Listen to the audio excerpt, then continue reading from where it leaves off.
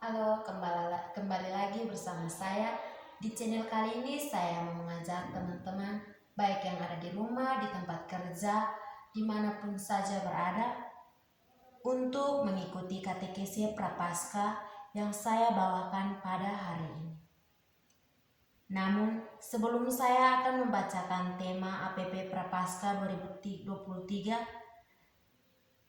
tema umum katekese adalah keadilan ekologis bagi seluruh ciptaannya, yang dibagikan lagi menjadi 4 sub pokok, yaitu yang pertama, krisis ekologis bagi seluruh ciptaannya. Yang kedua, krisis ekologis berakar pada krisis iman. Yang ketiga, keadilan ekologis bagi seluruh ciptaannya. Yang keempat, semakin mengasihi dan peduli terhadap seluruh ciptaannya. Baik saudara-saudari yang terkasih dalam kita Yesus Kristus, pada kesempatan ini kita akan mendalami subtema yang keempat, yaitu semakin mengasihi dan peduli terhadap seluruh ciptaannya. Dengan menggunakan metode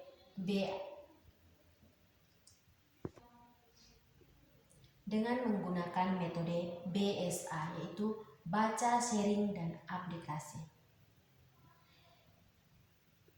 Untuk itu, saudara-saudari yang terkasih dalam Yesus Kristus, mari kita mengawali pertemuan ini dengan menyanyikan lagu pembuka.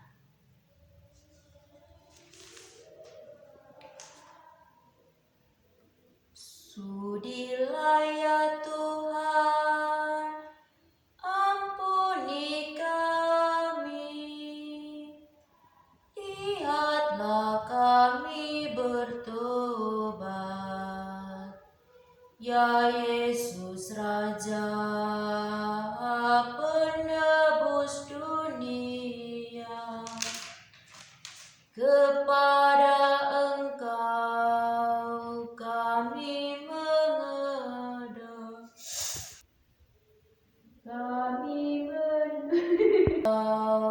kami menegada, dengan kiranya keluh kesah kami.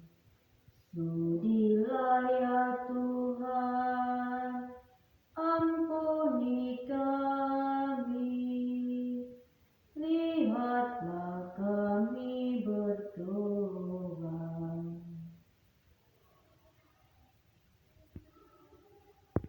Dalam Bapa dan Putra dan Roh Kudus. Amin. Marilah berdoa. Allah Bapa Maha Pengasih dan Penyayang, Allah yang peduli terhadap manusia dan seluruh ciptaan. Kami bersyukur dan memuji Bapa yang telah menciptakan dan memberikan segala yang baik untuk kehidupan kami. Selama 3 pertemuan, kami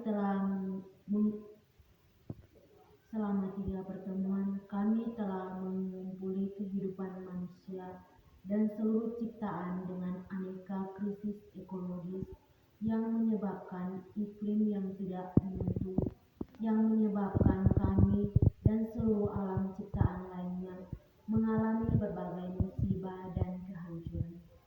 Semoga melalui pertemuan iman ini, kami semakin sadar untuk mengasihi dan peduli terhadap sesama manusia dan seluruh ciptaan, sebab hanya di dalam Dikau kami hidup dan berkenan.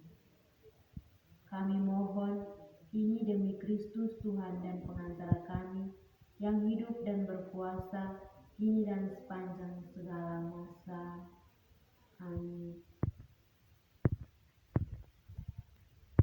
Mari kita bersama-sama membacakan teks kitab suci dari Injil Lukas bab 10 ayat 25 sampai 37.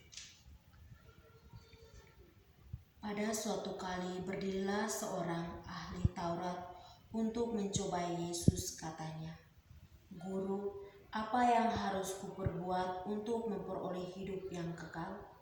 Jawab Yesus kepadanya, "Apa yang tertulis dalam hukum Taurat? "Apa yang kau baca di sana?" Jawab orang itu, "Kasihilah Tuhan Allahmu dengan segenap hatimu, dan dengan segenap jiwamu, dan dengan segenap kekuatanmu, dan dengan segenap akal budimu, dan kasihilah sesamamu manusia seperti dirimu sendiri." Kata Yesus kepadanya, "Jawabmu itu benar. Perbuatlah demikian, maka engkau akan hidup." Tetapi untuk membenarkan dirinya, orang itu berkata kepada Yesus, "Dan siapakah sesamaku manusia?" Jawab Yesus, "Adalah seorang yang turun dari Yerusalem ke Yeriko. Ia jatuh ke tangan penyamun-penyamun yang bukan saja merampoknya habis-habisan, tetapi yang juga memukulnya, dan yang sesudah itu pergi meninggalkannya setengah mati. Kebetulan ada seorang imam turun melalui jalan itu. Ia melihat orang itu, tetapi ia melewatinya dari seberang jalan. Demikian juga seorang Lewi datang ke tempat itu. Ketika ia melihat orang itu, ia melewatinya dari seberang jalan. Lalu datanglah seorang Samaria yang sedang dalam perjalanan ke tempat itu, dan ketika ia melihat orang itu, bergeraklah hatinya oleh belas kasihan.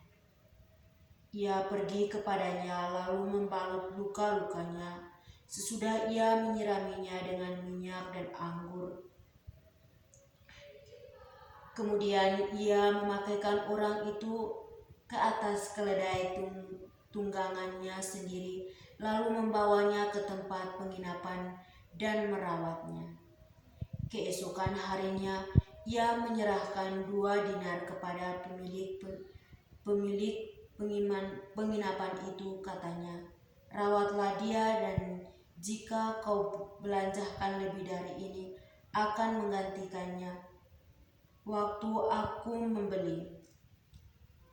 Siapakah di antara ketiga orang ini menurut pendapatmu adalah sesama manusia dari orang yang jauh ke tangan penyamun itu?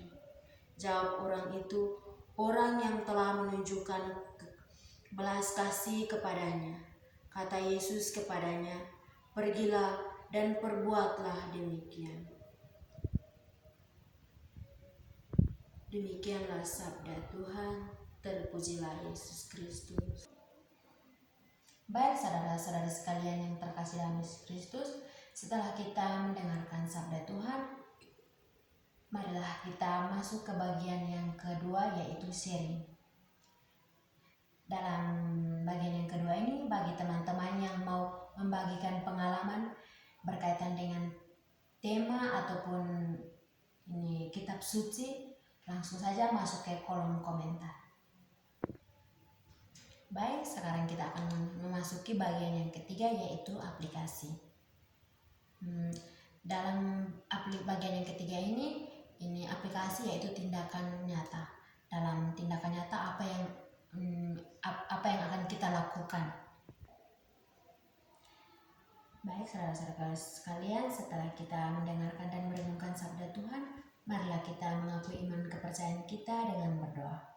Aku percaya akan Allah Bapa yang Maha Kuasa, pencipta langit dan bumi, dan akan Yesus Kristus, putranya yang tunggal Tuhan kita, yang dikandung dari Roh Kudus, dilahirkan oleh perawan Maria, yang menderita sengsara dalam pemerintahan Pontius Pilatus, disalibkan, wafat, dan dimakamkan, yang turun ke tempat penantian pada hari ketiga, bangkit dari antara orang mati, yang naik ke surga, duduk sebelah kanan Allah Bapa yang Maha Kuasa.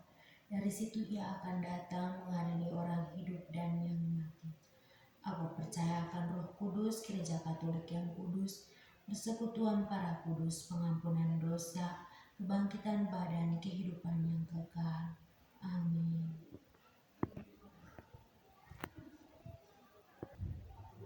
Saudara-saudara sekalian, setelah kita mengakui iman kepercayaan kita, marilah kita menyampaikan doa-doa permohonan kita. Bagi pemimpin gereja, ya Bapa yang Maha Baik, Kami mohon berkat-Mu bagi Sri Paus, para uskup dan imam kami, agar mereka selalu berkomitmen untuk ikut menjaga kelestarian alam dan mengupayakan inovasi terhadap alam ciptaannya. Marilah kita mohon, kabulkanlah doa kami ya Tuhan. Bagi pemerintahan kita, ya Bapa yang penuh kasih, bukanlah hati dan pikiran kami, para pemimpin bangsa kami, agar di tengah krisis ekologis ini, mereka benar-benar memikirkan dan melakukan inovasi-inovasi baru demi menyelamatkan bumi dan demi kesejahteraan umat manusia. Marilah kita mohon, kabulkanlah doa kami ya Tuhan. Bagi orang muda dan remaja Katolik, ya Bapa yang Maha Pengasih, kobarkanlah semangat para orang muda dan remaja Katolik di mana saja berada, untuk selalu menjadi gereja terdepan dalam mengupayakan lingkungan yang bersih dan sehat, serta melakukan inovasi-inovasi baru untuk alam dan ciptaan yang lebih baik. Marilah kita mohon, kabulkanlah doa kami ya Tuhan. Bagi kita yang hadir di sini, ya Bapa, berkatilah kami sekalian yang hadir dan ikut terlibat dalam pendalaman iman, agar apa yang telah kami alami bersama dapat kami jalankan dalam hidup sehari-hari, terutama mengusahakan inovasi baru bagi pelestarian alam dan lingkungan kami. Marilah kita mohon, kabulkanlah doa kami ya Tuhan. Marilah kita satukan doa dan permohonan kita melalui doa yang diajarkan Kristus kepada kita. Bapa kami yang ada di surga, dimuliakanlah namamu. Datanglah kerajaan-Mu, jadilah kehendak-Mu di atas bumi seperti di dalam surga. Berilah kami rezeki pada hari ini, dan ampunilah kesalahan kami, seperti kami pun mengampuni yang bersalah kepada kami. Dan janganlah masukkan kami dalam pencobaan, tetapi bebaskanlah kami dari yang jahat. Amin. Marilah berdoa. Kami berdiri di hadapan-Mu ya Allah Bapa yang Maha Kuasa. Kami bersyukur kepada-Mu atas masa Prapaskah yang Engkau anugerahkan kepada kami. Melalui masa Prapaskah ini, Engkau menginginkan kami untuk menyadari segala kebaikan-Mu, dan selama masa ini Engkau juga melimpahkan rahmat untuk menyegarkan iman kami. Melalui gereja-Mu, Engkau mengajak kami untuk bertobat, menyesali kekurangan dan dosa-dosa ekologis kami. Engkau mendorong kami untuk melepaskan diri dari belenggu nafsu yang menyesatkan. Engkau mengajar kami untuk hidup sederhana, mensyukuri segala anugerah-Mu, dan membantu saudara-saudara kami yang menderita. Selama masa Prapaskah ini, Engkau membimbing kami untuk memahami bahwa krisis imam dapat menyebabkan krisis ekologis. Dengan Engkau menghendaki agar kami melakukan keadilan ekologis bagi seluruh ciptaan-Mu melalui berbagai aksi konkret. Ya Allah yang Maha Kuasa dan kekal, Engkau menghendaki agar kami mampu mengatur hidup dengan lebih baik, agar mencapai cita-cita pastoral unggul, cerdas, dan sejahtera melalui pelaksanaan musyawarah pastoral ke-9. Kiranya kami menemukan di dalam Engkau kesatuan kami, agar kami boleh berjalan bersama sebagai umat keuskupan Atambua menuju kehidupan abadi dan tidak menyimpang diri jalan kebenaran dan apa yang benar. Semua ini kami mohon kepada-Mu yang berkarya di setiap tempat dan waktu, dalam persekutuan dengan Putra dan Roh Kudus untuk selama-lamanya. Amin. Mohon ampun kami orang berdosa. Kasihanilah kami ya Allah, karena kami Kasihanilah kami